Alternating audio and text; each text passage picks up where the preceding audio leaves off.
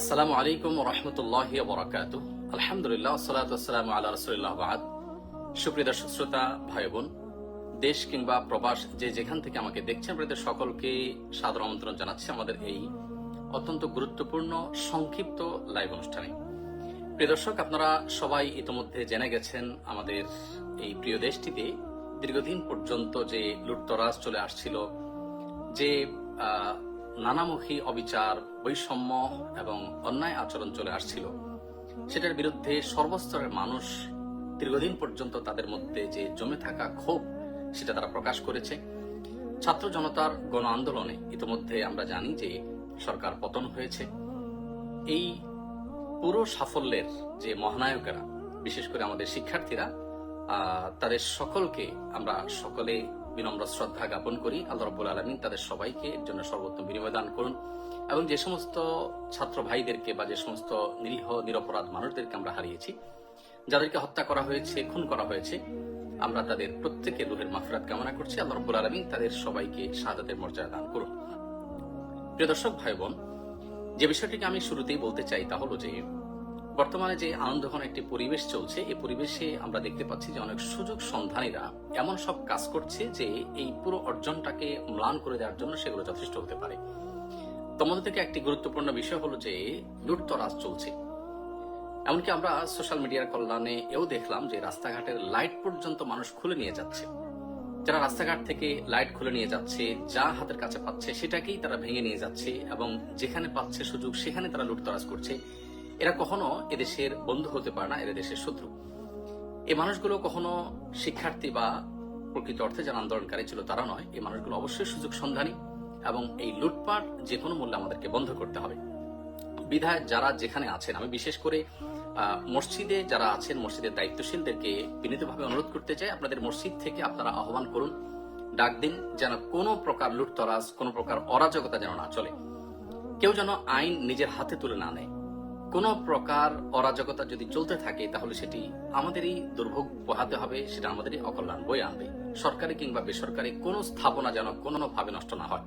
বিশেষ করে মসজিদগুলো থেকে যদি একযোগে এই আওয়াজ উচ্চারিত হয়, এবং সমাজের প্রত্যেকটা মানুষ যদি দায়িত্বশীলতার আচরণ করেন, এবং যারাই অন্যায়ের দিকে হাত বাড়াচ্ছে তাদের হাতকে যদি আমরা থামিয়ে দিতে পারি, তাহলে সেটা আমাদের জন্য অত্যন্ত আনন্দের বিষয় হবে। অতএব আসুন, ছাত্রদের এই অর্জনকে, ছাত্র জনতার এই অর্জনকে ম্লান করে দেওয়ার মতো কাজগুলোকে যে কোনো মূল্যে থামাতে হবে, আর না হলে এটার জন্য আমাদের সবাইকে কিন্তু পস্তাতে হতে পারে। বিধায় আমি বিনীতভাবে অনুরোধ করছি যে লুটতরাজ বন্ধের সবাই উদ্যোগ নিন। আপনার আশেপাশে কেউ লুটতরাজ করছে, আপনি তাকে থামিয়ে দিন। এমনকি আপনার গণভবনে যারা গেছেন সেখান থেকে অনেক কিছু নিয়ে এসেছেন। এটি মুসলিম সুলভ আচরণ নয়, এটা কোনো নীতিবান, কোনো আদর্শবান মানুষের কাজ নয় যে আপনি সেখানে রাষ্ট্রীয় সম্পদ যেগুলো আছে, এগুলো তো রাষ্ট্রের সম্পদ, আপনার ট্যাক্সের কেনা টাকা জিনিস, এই দেশের জনগণের জিনিস। অতএব আপনিও যদি সেটা দিন শেষে লুটতরাজ করেন, তাহলে লুটতরাজকারীদের সাথে আপনার পার্থক্যের জায়গাটা কি থাকলো? আমি আবারও বলতে চাই অত্যন্ত বিনয়ের সাথে যে প্লিজ সবাই যার যার জায়গা থেকে শান্তি বজায় রাখুন, এবং সবাই শান্ত হন।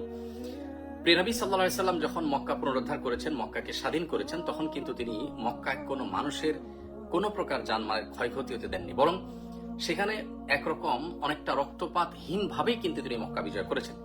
তার সে মক্কা বিজয়ের ইতিহাস আমরা স্মরণ করার চেষ্টা করি, এবং মক্কা বিজয়ের সময় তিনি যে বিনয়ের পরিচয় দিয়েছেন, তিনি যে আল্লাহর কৃতজ্ঞতা জ্ঞাপন করেছেন, সেটিকে আমরা স্মরণ করি। সেই সাথে বিশেষভাবে আমি বলতে চাই, সংখ্যালঘুদের উপর যে নির্যাতনের সংবাদ উঠে আসছে, এর কতটা সত্য কতটা মিথ্যা আমরা জানি না, তবে আমি বিশেষভাবে মাদ্রাসা শিক্ষার্থীদেরকে বলবো যে আপনারা অনুগ্রহ করে আপনাদের আশেপাশে থাকা হিন্দুদের স্থাপনা, ঘরবাড়ি, তাদের মন্দির, উপাসনালয়, এগুলোতে কোনো মানুষ যাতে আক্রমণ করে অন্যায়ভাবে সেখানে কোনো প্রকার জুলুম করে সেটাকে উদুরপিণ্ডি বুদুর ঘাড়ে চাপাতে না পারে, সেজন্য আপনারা সজাগ থাকুন। এবং এই কর্তব্যটা, এই সময়টা যদি আমরা সবাই মিলে পালন করতে পারি, তাহলে সেক্ষেত্রে এই বিজয় বা এই উৎসব যেটা আপনারা করছেন, গোটা দেশে মানুষ করছে, আমরা সবাই করছি, সেটি প্রকৃত অর্থে উৎসবে পরিণত হবে। বিধায় কোনো সংখ্যালঘুর উপর যদি নির্যাতন হয়, তাহলে সেক্ষেত্রে যে জুলুমের বিরুদ্ধে আন্দোলন হলো, যে জুলুমের বিরুদ্ধে এই গণ আন্দোলন হলে, গণ অভ্যুত্থান হলো, আমরা ৭১ দেখিনি, আমরা ২৪ দেখেছি। আমরা এই গণ আন্দোলনের যে সাক্ষী হয়েছি, সেটি প্রকৃত অর্থে সার্থক হবে তখনই যখন এটাকে সম্পূর্ণরূপে সংখ্যালঘুদের উপর নির্যাতন বন্ধ এবং সকল প্রকার লুটতরাজ বন্ধ করার প্রচেষ্টা আমরা প্রত্যেকটা মানুষ করতে পারবো। আমি আবারও বলছি যে সংখ্যালঘুদের নিরাপত্তা সবাই নিশ্চিত করুন প্লিজ। মসজিদের মাইক থেকে হিন্দু ধর্মাবলম্বীদের ঘর বাড়ি তাদের স্থাপনায় কোনো প্রকার কেউ হাত দিয়ে যদি কোনো কিছু ভাঙতে উদ্যত হয়, আগুন দিতে উদ্যত হয়, কোনো প্রকার অন্যায় আচরণ করতে উদ্যত হয়, তাহলে ইমাম সাহেবের নেতৃত্বে সেই কালো হাত ভেঙে দিন, সেই কালো হাতকে থামান। নবী করিম সাল্লাল্লাহু আলাইহি ওয়াসাল্লাম বলেছেন, উনসুর আখাকা নাসর যালিমান ওয়া মাজলুমা, তোমার ভাই অত্যাচারী হোক আর অত্যাচারিত হোক, সর্বাবস্থায় তুমি তাকে সাহায্য করো। অত্যাচারিত যে, তাকে সাহায্য করার অর্থ তো খুবই পরিষ্কার, যিনি অত্যাচারী তাকে সাহায্য করার অর্থ হলো তার অত্যাচার থেকে তার হাতটাকে বন্ধ করে দেওয়া, থামিয়ে দেওয়া, অর্থাৎ তার অত্যাচারকে বন্ধ করার উদ্যোগ নেওয়া। অতএব আসুন, প্রতিটা মসজিদের মাইক থেকে সংখ্যালঘুদের রক্ষা, তাদের প্রতি অন্যায় আচরণ যাতে কোনোভাবে না হয় সেভাবে আমরা সতর্ক করি, প্রত্যেকটা মানুষকে সজাগ করি, সবাই যেন চোখ কান খাড়া রাখি, এবং সেই সাথে বিশেষভাবে যত প্রকার লুটতরাজ হচ্ছে বা হয়েছে এগুলো যেন বন্ধ হয়।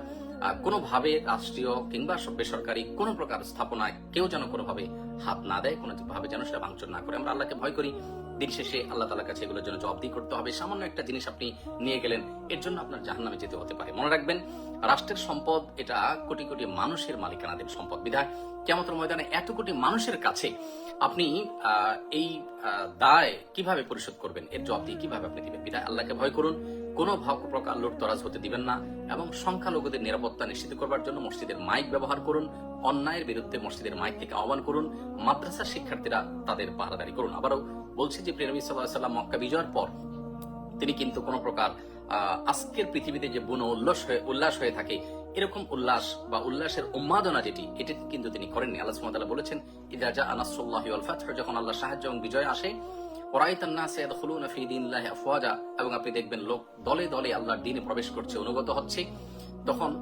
ফাসাব্বিহ বিহামদি রাব্বিকা ওয়াস্তাগফিরহু, আল্লাহ তাআলার তাসবিহ মাখা প্রশংসা আপনি জ্ঞাপন করুন এবং আল্লাহ তাআলার কাছে ইস্তেগফার এবং ক্ষমা প্রার্থনা করুন। একজন মুসলিম বিজয়ের আনন্দে আল্লাহর শুকরিয়া আদায় করবে, বিনয় অবনত হবে, এবং নিজেদের কোনো ভুল ত্রুটি হয়ে থাকলে তার জন্য আল্লাহর কাছে ক্ষমা প্রার্থনা করবে।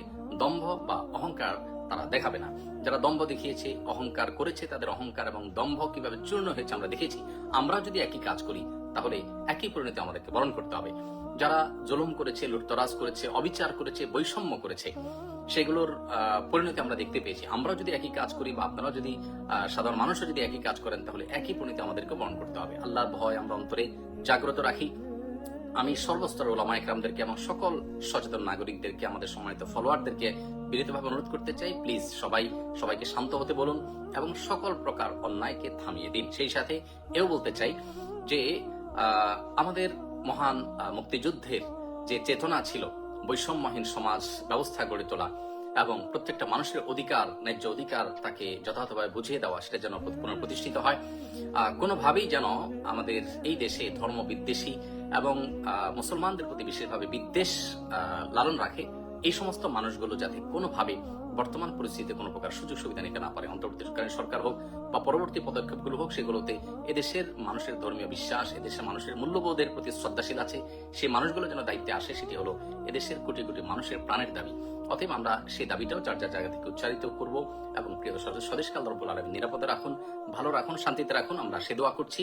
আবারও বলছি, সকল প্রকার লুটতরাজ, সংখ্যালঘুদের আক্রমণের বিরুদ্ধে আমাদের প্রত্যেককে জিহাদ ঘোষণা করতে হবে এবং প্রত্যেককেই সংখ্যালঘুদের নিরাপত্তার বিষয়টির জন্য বিশেষভাবে কাজ করতে হবে এবং সকল অন্যায়কে বন্ধ করবার জন্য সামাজিকভাবে আমরা সম্মিলিত উদ্যোগ গ্রহণ করতে হবে। মসজিদের মাইকগুলো সচল হয়ে যাক, মাদ্রাসাগুলোর ছাত্ররা সক্রিয় হয়ে যাক, সকল প্রকার স্কুল কলেজের শিক্ষার্থী সহ সকল শান্তিময় মানুষ সক্রিয় হয়ে যান এবং সকল প্রকার অন্যায়কে থামিয়ে দিন। আল্লাহ তাআলা আমাদের সকলকে তৌফিক দান করুন। জাযাকুমুল্লাহ খাইর। আসসালামু আলাইকুম ওয়া রাহমাতুল্লাহি ওয়া বারাকাতুহু।